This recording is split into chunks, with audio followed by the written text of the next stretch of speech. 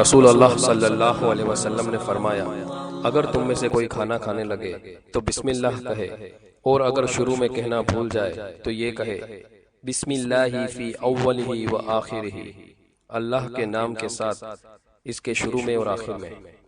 جامع ترمذی صحیح۔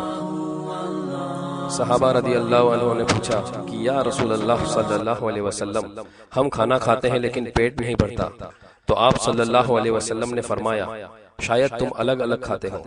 انہوں نے کہا کہ جی ہاں، تو آپ صلی اللہ علیہ وسلم نے فرمایا تم لوگ اپنے کھانے کو ساتھ مل کر اور اللہ کا نام لے کر کھایا کرو، تمہارے کھانے میں برکت ہوگی۔ سنن ابو داؤد حسن۔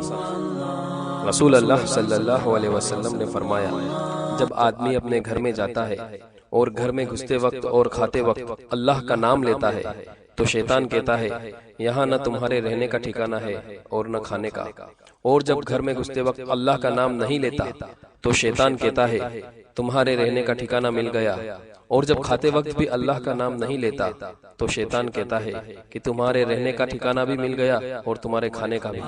صحیح مسلم۔